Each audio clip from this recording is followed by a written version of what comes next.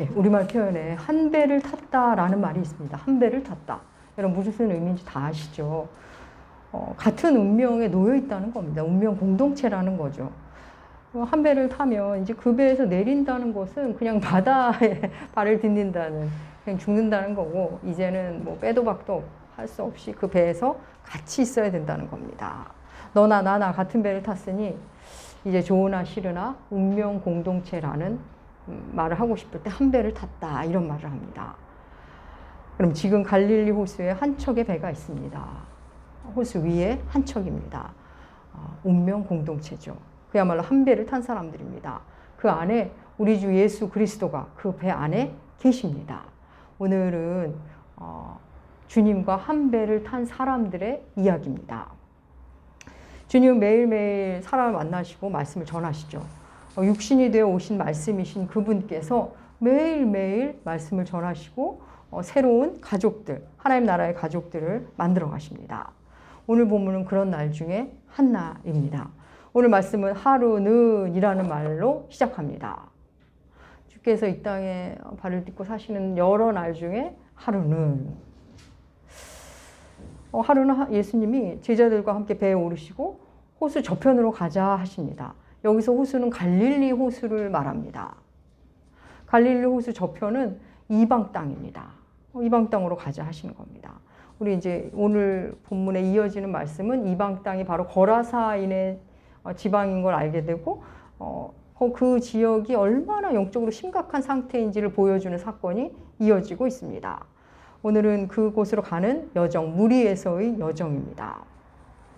주님과 제자들이 탄 배는 15명 정도 타는 배로, 그런 크지 않은 배로 추정됩니다. 주님은 피곤하셨는지 배에 오르셔서 잠이 드십니다. 주무십니다. 갈릴리 호수는 뱃길로 이렇게 가로질러 가면 한 1km 정도 가야 합니다. 처음에 이들이 배를 탔을 때는 뭐 물이 잔잔했겠죠. 승선할 때는. 근데 어느 순간 바람이 불어옵니다. 자신들이 어찌할 수 없는 정도의 큰 바람임을 알고 그들은 주님을 깨웁니다. 주무시는 주님을. 그러다 주님이 깨어나셔서는 놀랍게 바람과 파도를 꾸짖으십니다. 뭐라고 꾸짖었는지는 알 수 없지만 꾸짖자 바람과 파도가 잔잔해집니다. 사람들 깜짝 놀랐겠죠. 주님은 파도가 잔잔해지자 제자들을 향해 너희들 믿음이 어디에 있느냐 꾸짖듯 말씀하십니다. 제자들은 그 모든 상황을 보고 저분은 도대체 누구시기에, 누구이길래 바다와 물이 순종하느냐 의아해합니다. 예, 오늘 본문의 내용입니다. 풍랑을 꾸짖으신 예수님, 바다 위를 걸으신 그 사건과 함께 굉장히 유명한 사건이죠.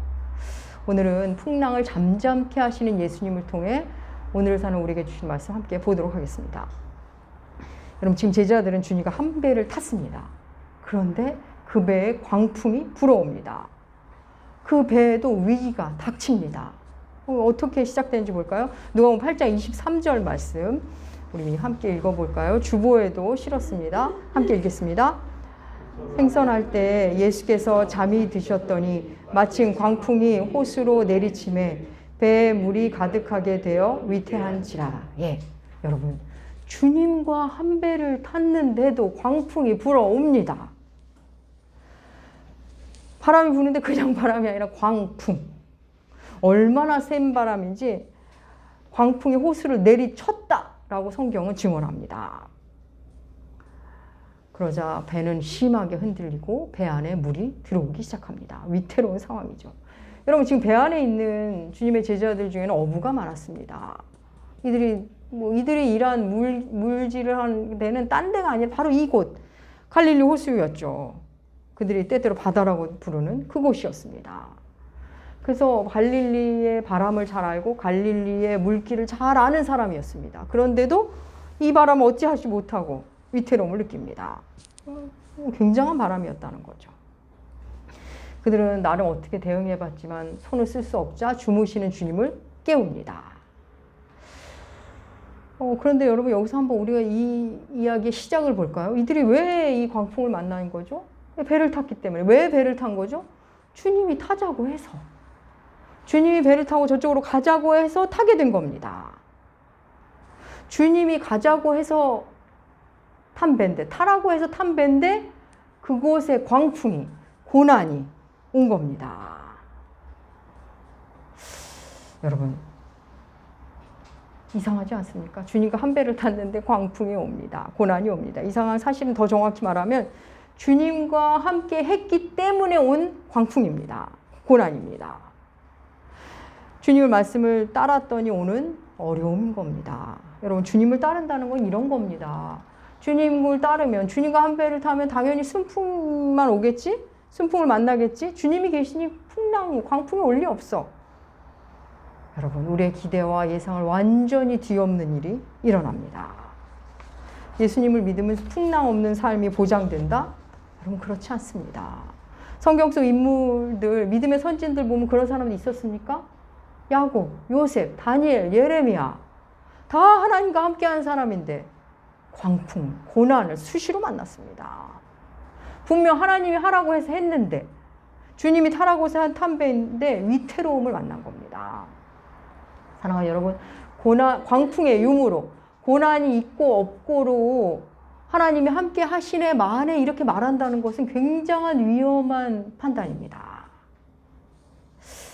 여러분, 제자들은 이렇게 광풍을 만나서 배 안에서 막 정신이 없는데 우리 주님은 주무시죠. 대단하시지 않습니까? 호수를 내리치 광풍이라면 어마어마한 바람이 불었을 거고, 배는 엄청나게 흔들렸을 거고, 배 안에 물이 들어왔다는데도 그 와중에 주무십니다.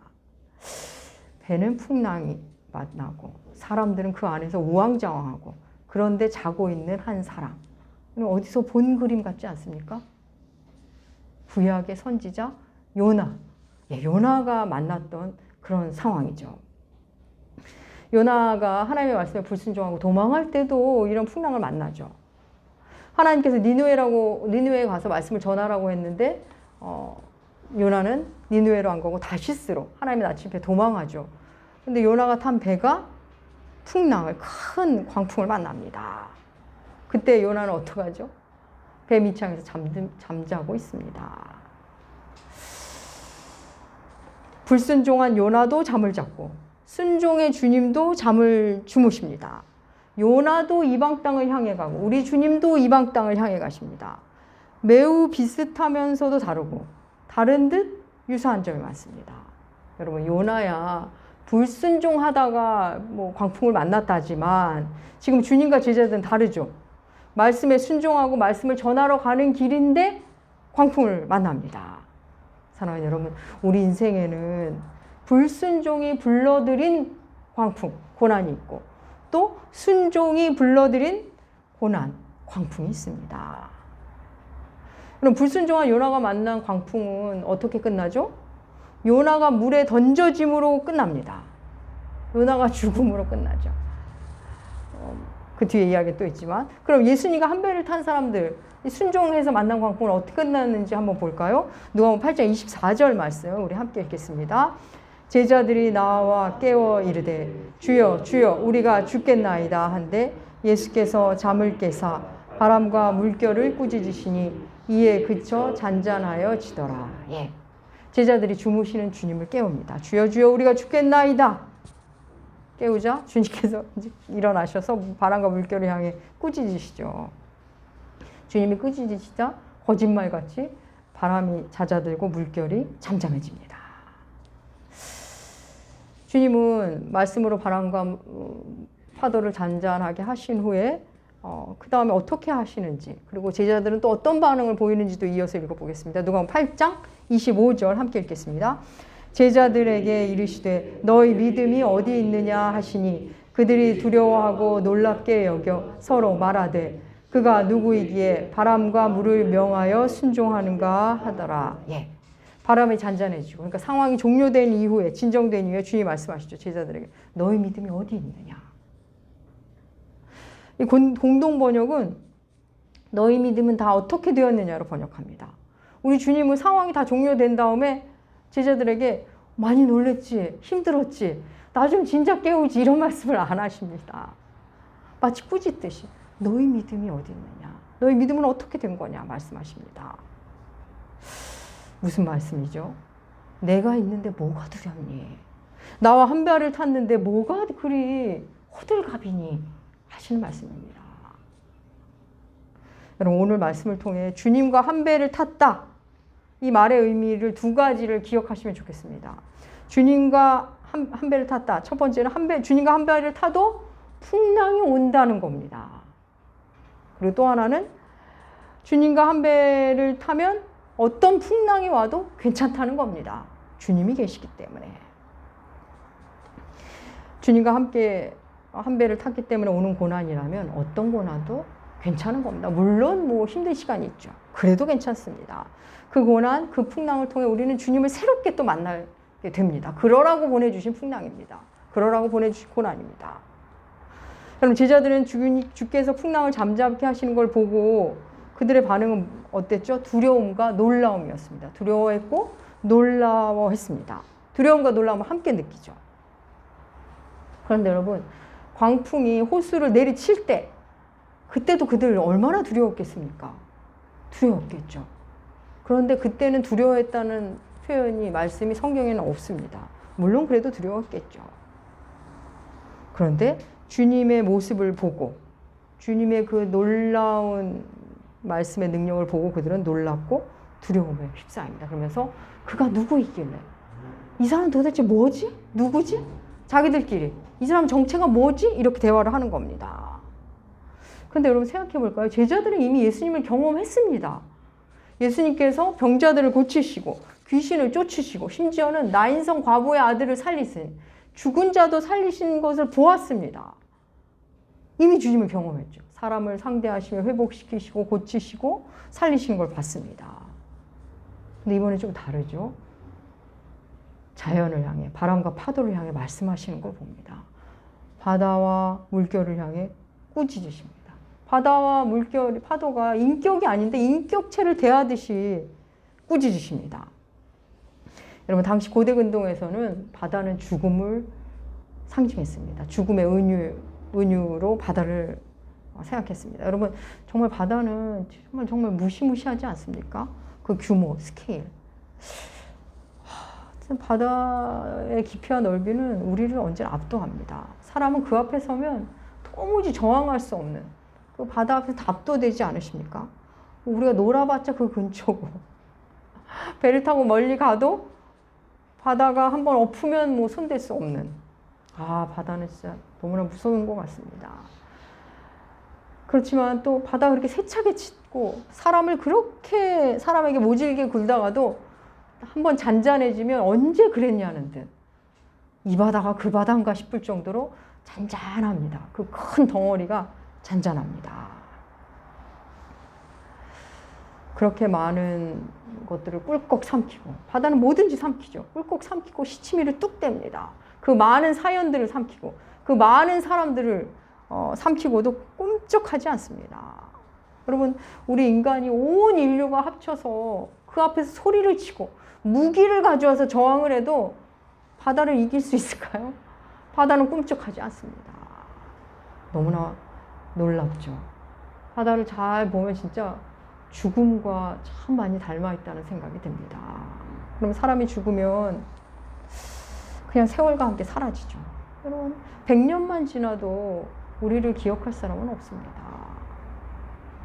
그런 사람들이 살았는가 싶게 다 잊혀집니다. 바다가 죽음의 은유로 쓰인다는 것은 진짜 너무나 공감이 됩니다. 그런 바다를 예수님은 꾸짖으시고 그런 바다 위를 걸으셨습니다.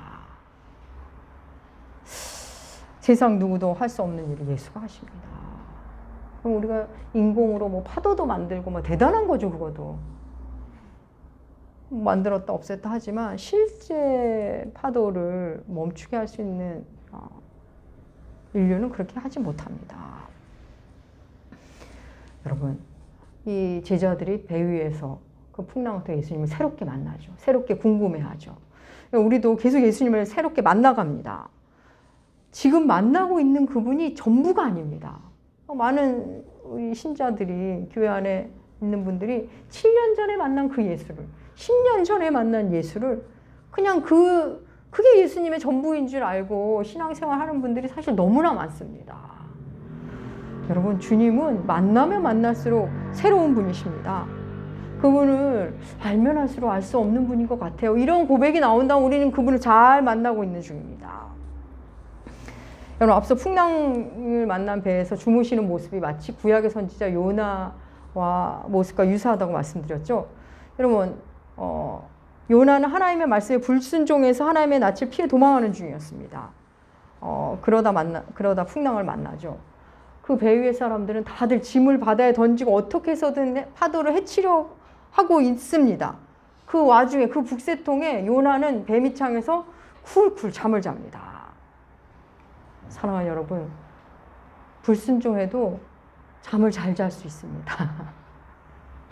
하나님의 뜻을 명백히 알면서도 명백히 불순종한 요나, 그 명백한 불순종의 상태에서도 잠을 잘 잡니다. 여러분, 주님과 함께 걷는 길에는 주님이 주시는 평안이 있습니다. 우리가 마음의 평안이 올 때까지 기도하고 평안을 달라고 간구하고 또 말씀을 붙잡으면서 평안 속으로 들어가고, 뭐 너무나 훌륭한 신자의 모습이죠. 그런데 막연히 내 마음의 평안을 기준으로 삼아서 내가 잘 살고 있다고 생각한다면, 그래도 된다고 생각하면 여러분 오산입니다. 요나의 모습이 그렇지 않습니까? 내가 지금 평안하면 되지. 난 잠도 잘 오고 별 문제 없어. 난 괜찮아. 지금 잘 살고 있는 거야. 네, 풍랑 속에 잠자고 있는 요나의 모습입니다. 요나의 불순종이 불러들인 풍랑이 배를 아수라장으로 만들죠. 그 배 사람들이 원인을 알고자 고심하다가 제비뽑기를 합니다. 그래서 누가 걸리죠? 요나가 걸립니다. 그래서 요나는 순순히 자기가 누구이고 내가 이 배를 탄 이 사정을 얘기하고 나 때문에 온 풍랑이라고 얘기하면서 나를 바다에 던지라고 제안합니다. 우리 그 장면 함께 볼까요? 요나서 1장 12절 말씀 주보에 실었습니다. 우리 함께 읽겠습니다. 그가 대답하되 나를 들어 바다에 던지라. 그리하면 바다가 너희를 위하여 잔잔하리라. 너희가 이 큰 폭풍을 만난 것이 나 때문인 줄 내가 아노라 하니라. 예, 나 때문에 온 풍랑이니까 날 던져라. 근데 배 안에 사람들이 주저하죠. 왜 아니겠습니까? 사람을 바다에 산 사람을 던진다는 게. 하지만 요나는 나 때문이니까 날 던지라 그러고, 바다는 풍랑은 잠들지 않고 결국 그들이 요나를 바다에 던집니다. 그 장면 볼까요? 요나서 1장 15절 함께 읽겠습니다. 요나를 들어 바다에 던지매 바다가 뛰노는 것이 곧 그친지라. 예, 요나를 들어 바다에 던지자 거짓말처럼 바다가 잠잠해집니다. 요나는 그 자신이 던져짐으로, 그러니까 죽음으로 풍랑을 해결합니다. 요나가 죽어야 끝날 풍랑이었던 겁니다. 물론 주님이 뭐 그 뒤에 살려주시고 뭐 하시지만 그거는 그가 죽음을 택했기 때문에 일어나는, 죽음을 택했기에 살리심을 받은 겁니다. 여러분, 요나는 자신의 불순종이 불러들인 풍랑을 자신의 죽음으로 일단락 시킵니다. 여러분, 제자들이 만난 풍랑은 주님과 함께 했기에, 주님을 따랐기에 만난 풍랑이죠. 순종했기 때문에. 그 풍랑은 주님이 말씀으로 해결하십니다. 요나가 만난 풍랑은 요나가 죽어야 끝나는 풍랑. 불순종으로 불러들인 풍랑은 내가 죽어야 끝납니다. 그런데 순종으로 불러들인, 순종했기에 만나는 풍랑은 주의 말씀으로 끝납니다. 사랑하는 여러분, 우리 인생에 풍랑이 있습니다. 불순종의 삶에도 풍랑이 있고 순종의 삶에도 풍랑이 있습니다. 우리 지금껏 전도서를 하나 두 시간에 함께 하지 않았습니까? 전도서가 계속 반복적으로 하는 말 나오죠. 우리 인생은 우리가 생각한 거랑은 다르게 흘러간다는 겁니다. 지혜자에게도 우매자에게도 같은 일이 일어날 수 있음을, 그것을 아는 게 지혜라고 우리에게 반복적으로 말씀하지 않습니까? 그렇습니다, 여러분. 불순종한 자에게도 풍랑이 오고 순종하는 자에게도 풍랑이 옵니다. 사실 어쩌면 가장 심각한 거는 아무 일도 일어나지 않는 때입니다. 그런 아무 일도 일어나지 않는 사람의 삶입니다. 말씀 앞에 아무 반응을 보이지 않으니 말씀을 그냥 쉽게 생각하고 말씀을 듣지도 않으니 순종이고 불순종일 것도 없고 그러니 아무 일이 일어나지 않습니다. 아예 배를 타지 않으니 풍랑을 만날 일이 없는 겁니다. 제자들은 이 풍랑 속에 자신의 믿음 없음을 보게 되고 예수님에 대한 두려움과 놀라움을 갖게 되고 그러면서 다시 예수님에 대해서 궁금해집니다. 여러분, 믿음의 진보가 일어나고 있는 거죠. 여러분, 우리가 아무 일이 없을 때 우리가 자기 믿음이 되게 꽤 괜찮은 줄 압니다. 그래서 막 쉽게 결단하고 그리고 아주 멋들어진 고백도 하죠. 그런데 풍랑을 만나면 내 믿음의 실체는 그 풍랑 속에서 드러납니다. 풍랑을 만나면 내가 지금 불순종하고 있다는 것을 선명히 더 만나게 되고 또 지금 순종 중에도 이런 일이 일어난다는 것을 또 알게도 됩니다. 그래서 여러분, 아무 일 없이 우리의 믿음이 좋아지고 깊어지고 그런 건 없습니다. 풍랑을 우리가 이렇게 만나고 나면 이제 풍랑 없는 인생을 꿈꾸지 않습니다. 그런 인생이 없다는 것을 알게 되는 거죠. 그래서 내 인생에 또 다른 풍랑이 또 올 거라는 걸 우리는 이제 알게 됩니다. 그래서 순종하다 만난 풍랑이라면 이해가 안 돼도 말씀 붙잡고 버티는 거고, 불순종하다 만난 풍랑이라면 야, 내가 죽으면 끝납니다. 불순종으로 광풍에 죽게 돼도 또 순종으로 광풍이 죽어도 하나님 기어이 우리를 살게 하십니다. 사랑하는 여러분, 주님과 한 배를 타셨다면 괜찮은 겁니다.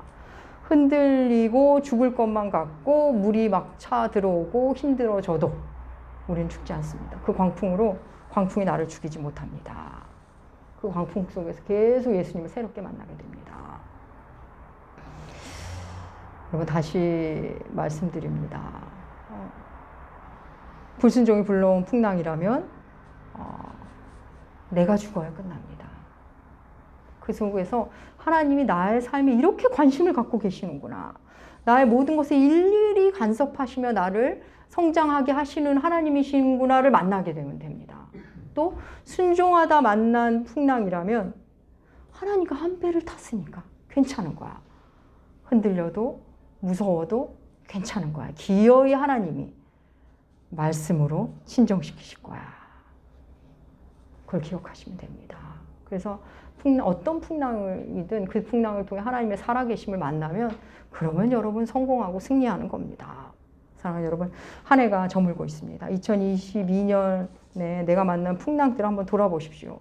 겪지 않아도 될 풍랑을 내가 겪은 것은 아닌지, 내가 죽으면 끝나는데 여전히 내가 팔팔 살아서 여전히 그 풍랑 속에 있는 건 아닌지, 내가 죽어야 끝나는 풍랑이건만 나 모르는 채 쿨쿨 잠을 자고 다른 사람들만 지금 힘들게 열심히 풍랑을 해결하겠다고 하고 있는 건 아닌지, 또 순종해서 겪는 풍랑이라면 내가 괜스레 너무 불안해하는 건 아닌지, 하나님과 내가 지금 한 배를 탔는데 내가 이렇게 믿음이 없었던가 하고 또 자신을 만나보시면 그러면 좋을 것 같습니다. 사랑하는 여러분, 풍랑 없는 인생은 없습니다. 또 잦아들지 않는 풍랑은 없습니다. 고집스러운 내가 죽든지 말씀이 풍랑을 죽이든지 그러면 끝이 납니다. 사랑하는 남은교회 교우 여러분, 배를 정박해 두시지만 않으면 됩니다. 대림절 우리 네 번째 주일이죠. 우리 주님 우리를 위해 세상이라는 풍랑 속에 친히 기꺼움으로 들어오신 분입니다. 그분과 한 배를 타십시오. 그분이 타신 배에 승선하십시오. 타고 나가셔서 여러분에게 주어진 그 인생이라는 바다에서 마음껏 주님을 누리시고 날마다 주님을 새롭게 만나가시는 여러분들 남은교회 되시기 주의 이름으로 축복합니다. 기도하겠습니다. 하나님 아버지, 우리 삶에 풍랑이 오고 또 옵니다. 불순종해서 오는 풍랑도 있지만 순종했는데도 이렇게 풍랑이 온다는 것, 힘들 때도 있었는데 오늘 말씀 통해 알려주시니 감사합니다.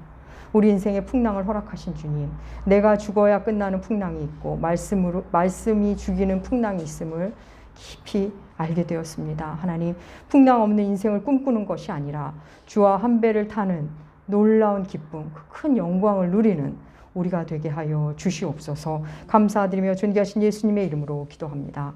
아멘. 아멘.